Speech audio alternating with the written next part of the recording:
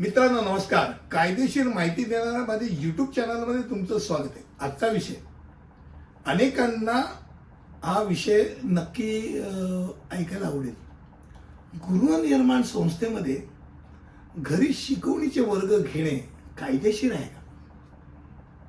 अनेक गृहनिर्माण संस्थांमध्ये जे सोसायटी आपण म्हणतो कोऑपरेटिव्ह सोसायटी, त्यामध्ये फावल्या वेळात हा एक काय म्हणतात त्याला कमवण्याचं साधन म्हणा किंवा वेळ जात नाही म्हणून महिला वर्ग क्लासेस घेणं हे सुरू करतं. शिकवणी मग 1ली ते 4थी, मग 5वी ते 8वी, 10वी असे वेगवेगळ्या वयातल्या वर्गातल्या मुलांकरता या शिकवण्या चालू होतात.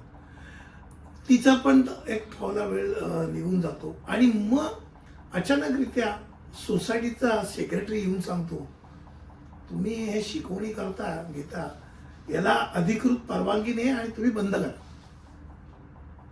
अशा वेळेला नक्की कायदा काय म्हणतो हे जाणून घेणं महत्त्वाचं आहे. पहिली गोष्ट म्हणजे सोसायटी त्याचे स्वतःचे बायलॉज आहेत. बायलॉजमध्ये स्पेसिफिकरित्या बऱ्याच वेळा लिहिलेलं असतं की कुठच्याही प्रकारचं कन्व्हर्शन असेल, कारण का हे रेसिडेन्शियल फ्लॅट असतो.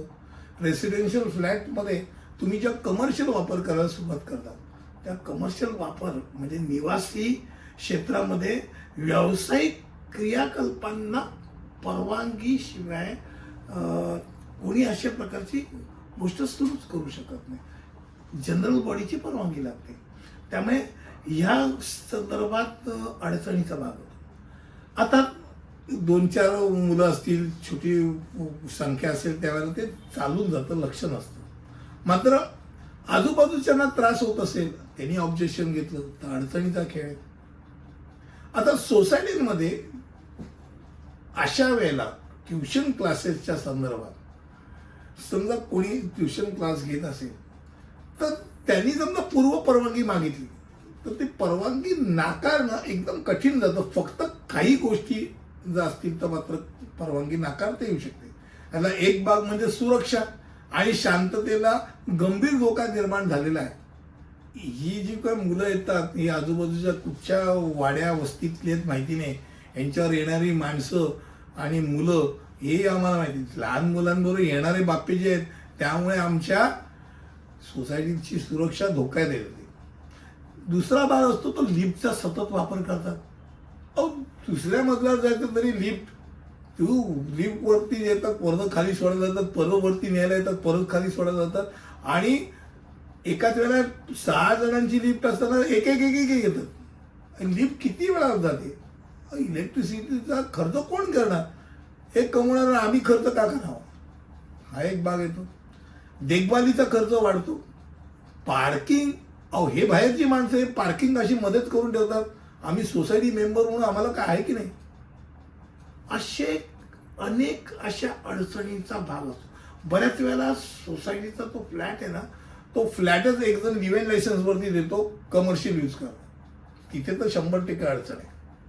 आता अनेक विविध असे न्याय निवाडे आहेत. त्या न्याय निवाडीच्या निकालानुसार जोपर्यंत खालील अटींची पूर्तता होत नाही तोपर्यंत गृह शिकवणी चालवणे बेकायदेशीर किंवा व्यवसाय नाही म्हणून धरलं जातं. हे डोक्यात ठेव.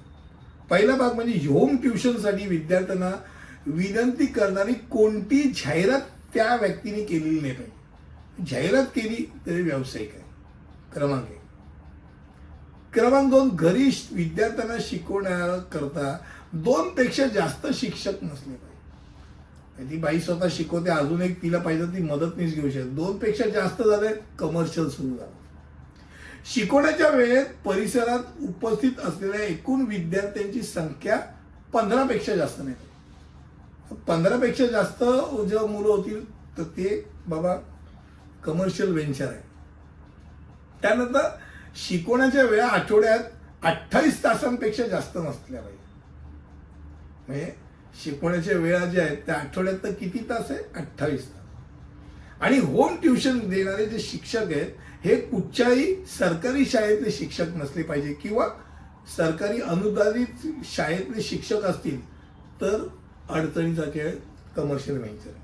आणि त्यामुळे निवासी फ्लॅटमध्ये या प्रकारे क्लासेस घेणं हे अडचणीचं आहे. आता योग वर्ग घेणं हे अडचणीचं नाही, हेही डोक्यात राहू द्या. त्या योग वर्ग आयोजित करणे सहकारी गृहनिर्माण संस्थेच्या उपनियमांचं उल्लंघन होत नाही. एवढंच काय तर डॉक्टर असेल, वकील असेल, चार्टर्ड अकाउंटंट असेल, अशा व्यावसायिकांना निवासी अपार्टमेंटमध्ये त्यांचा व्यवसाय करण्याची परवानगी आहे. निवासी अपार्टमेंटमध्ये चालवताना तो कमर्शियल म्हणून धरला जात नाही. आजचा विषय क्लासेसचा होता, अर्थात आजूबाजूच्या पण गोष्टी सांगितल्या. पुढच्या व्हिडिओमध्ये असंच काहीतरी घेऊन येईल. इथपर्यंत बघत राहा. नमस्कार.